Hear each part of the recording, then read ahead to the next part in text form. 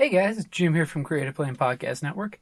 We are back in August, which means a couple of things. One, it means we are coming up on D&D Journey of the 5th Edition's 3rd anniversary, which we're going to be doing a special live stream episode on the Creative Play Podcast Facebook page. And that will be happening on August the 19th. We'll be Facebook living that game and doing it from Tucson Games and Gadgets using some of the awesome minis for the setup there of the Scourging of Venom Fang.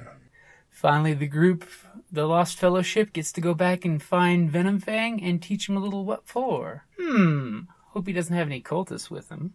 We'll find out then, in about 2 weeks. And also wanted to give you guys a little head start. D&D Journey the 5th Edition and Creative Play Podcast Network will be doing a Kickstarter to help support us through next season. So if you can, $1, $2, $3, $5. Hey, we're even going to be doing some Roll20 prize levels and things like that, so please keep an eye open for that. I'll go ahead and shoot lots of links when the Kickstarter's up and going. But the big thing for August, the one that you all love and know, at least if you remember last year from the obscene numbers of posts that we did, #RPGaDAY. Well, the great guys over at RPG Brigade have brought us #RPGaDAY 2017. Now it's the 4th year. This August, we're going to ask tabletop role players everywhere to tweet, blog, YouTube, Instagram, Tumblr, and Facebook their #RPGaDAY answers to celebrate everything cool, memorable, and amazing about our hobby. And by the way, our hobby is an awesome one. Just recently did a game day over at fundraising for Rincon this year, and everybody had a blast. Kelly and I got to join in with a bunch of friends and play the new Star Trek Adventures game. I love the mechanic behind that game, the building of momentum, the awesomeness. That I can't wait to get the Infinity RPG from the Kickstarter I backed because it uses the same game mechanic like Conan, and it's just going to be awesome to play. But let's get back to August the 1st. What published RPG do you wish you were playing right now? Honestly, I've got like a handful of honorable mentions that I want to do, but the one game that's been filling up my time with lots of reading and research and ideas and comprehensive of just how I want to play a group with, that would be Polaris, the role-playing game. A lot of people are saying, what's Polaris? It's one of the relatively new ones that came out thanks to their awesome Kickstarter. On the Creative Play Podcast Network.com page, I did do a little spiel showing the different books and stuff that I've got.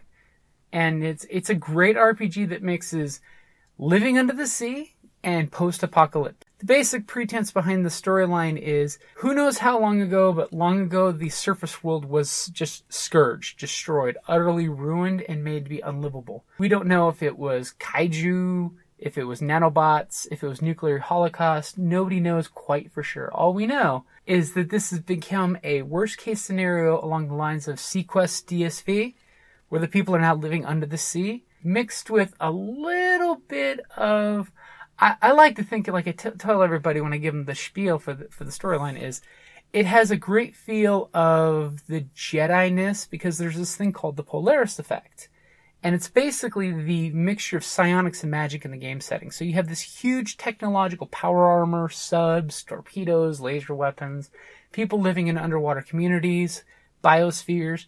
Then you've got these basically what I refer to as the Jedi, the cult of the Trident, basically control this beautiful city that reminds me of Babylon 5, and that all walks of life are welcome as long as you obey the laws and the rules, and political intrigue up the wazoo in Equinox. That's the name of the station.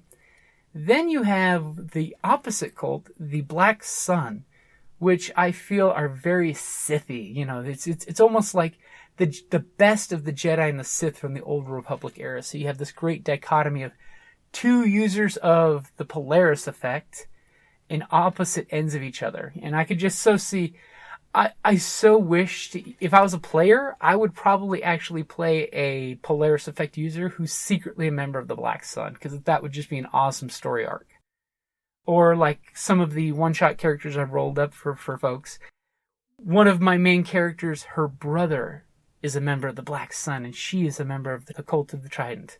So it's just It's a great setting. It's got tons of fluff. I mean, major countries under the ocean, complete change up on the scripts of different locations. I mean, there's quite a few little stations I want to build for the world myself, just to change things up a little bit, but I love the breakdown of the major factions that they have. And they do a great job, since this is an RPG that's been going on for quite a few years, as it's coming over from France, because the Kickstarter, they're actually slowly bringing about the storyline that they've been playing out for years. So let me give you a quick fluff session of the brief history. Welcome to the world of Polaris, a dark world where you, the adventurers, will have to survive the most extreme conditions that one could possibly imagine. From the ice-cold void of space. Yes, by the way, in Polaris, the surface might be ruined, but people are actually on space and terraforming Mars. To the unfathomable depths of the ocean, not to mention the planet's surface ravaged by catastrophes of biblical proportions and an underground kingdom filled with nameless abominations. You will have your work cut out for you to survive the dangers that are lurking around every corner. It is the 6th century after the fall of the empire of the geneticians, and the world has certainly changed. Little is known about what exactly forced humankind to flee from the surface and to find refuge beneath the seas. Some speak of the major upheaval of the land's ecosystems and the horrendous wars that may have driven mankind to the very brink of extinction. The dark age that preceded the Exodus, during which the waters of the ocean rose by over 200 meters, is said to have lasted for 300 years. During these 300 years, the mysterious geneticians allegedly came to offer their help to the last of the human people, to prepare for their exile below the waves, and to protect them from the elusive enemy of which nothing is now known. Through their mastery of science, the geneticians enabled the last humans to hide away beneath the ocean's surface, and it was there that they established the first empire that was to last 1,000 years. This was an era of peace and prosperity, during which the human race multiplied. The oceans, protected from the harmful influences of the surface by the genetician science, allowed humankind to survive and set the basics of a new civilization. This civilization prospered and even managed to reestablish some of the severed connections with the desolate surface where almost all living species had vanished. Fully automated installations were built above ground to extract the more polluting substances, as well as those that were not available in sufficient quantities beneath the oceans. The geneticians built strange complexes there, which still operate today. They also built the first surface observation stations. Then, little by little, life began to appear again on those cursed lands. The plants mutated, strange creatures appeared, and the insects emerged from their underground lairs. Parasites and symbiotic life forms began to flourish. However, in spite of all the wonders accomplished by the new masters of this world, some began to question the price they had to pay. It must have been high indeed, as under the banner of the Azure Alliance the rebellion set the seabeds ablaze and the empire crumbled. A new order began, but it was a fragile one, and near the end of the 2nd century after the empire, humanity began to suffer from terrible ailments. The proportion of sterile individuals within the population was constantly increasing, and many individuals were suffering from strong genetic degeneration. The human race was once more on the brink of extinction. At the same time, the underground cities were attacked by a mysterious burrower people. The Azure Alliance struggled to quench those two problems, and it fell apart in the middle of the 3rd century, leaving a world to fall into chaos. It would be over a century before the new order came into play. This time, that of the hegemony. It was in 370 that this powerful nation, ruled over by the patriarchs, launched several programs attempting to ensure the survival of the human race, from the establishment of a strict mass reproduction policy to launching of a vast colonization program and the construction of an impressive fleet of war vessels. The hegemony was suddenly omnipresent. Nothing seemed capable of stopping this nation of the patriarchs, not even its sworn enemy, the Red League. With its bombers and its techno-hybrid elite troopers, the hegemony spread terror throughout the oceans, and yet, in the year 375, the priests of the Trident, members of the little-known cult, put an end to the hegemonic ambitions of the underwater nations by revealing to the world the extent of the power of the Flux, a mysterious energy running through every part of the world beneath the waves and above. What then became known as the Polaris effect was found to be a powerful weapon capable of wiping out entire fleets of vessels. It was also discovered that some people were capable of triggering this strange energy in a completely involuntary manner, and that this often resulted in true catastrophes. What exactly was the flux? No one really knew. Some sort of echo of our own reality that is made of pure energy. Something from another dimension. One thing was sure, the priests of the Trident had learned to master it, and they planned to use it to enforce peace. The frequency of wars diminished after their strong-arm operation against the more belligerent underwater nations. The Submarine States Organization, or SMSO, was founded, as well as the International Watchers Corps, and the cult of the Trident Station, called Equinox, became the place to be for every diplomat under the seven seas.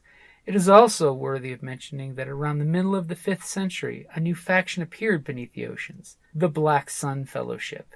A dissident group from the cult of the Trident, whose infamous Trident hunters are feared under every ocean on the globe. Your adventures will begin between 566 and 569, a crucial period of the world of Polaris RPG, as it has the potential of great transformations that could change the face of the world once and for all. I just love the concept because, as most groups, you can be part of this, United Nations of the Underseas, and you can just go troubleshoot and go crazy on the ship. Wait till you see this book. The illustrations are gorgeous, and if you do get a chance to play it, I definitely recommend you pick up the character files.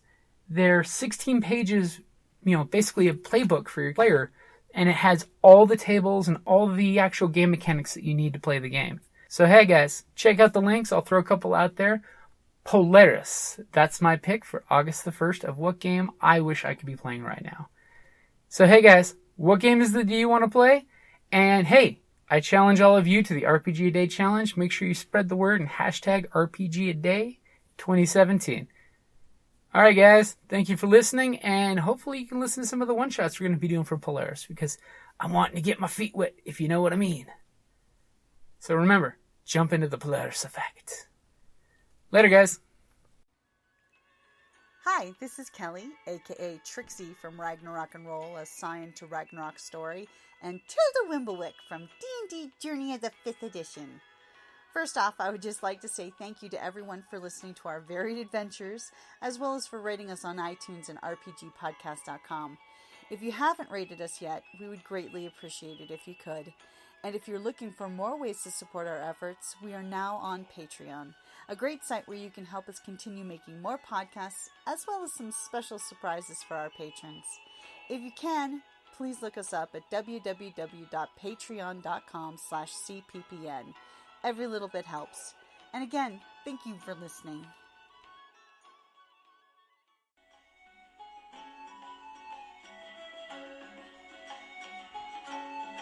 Thank you for listening to the Creative Play and Podcast Network.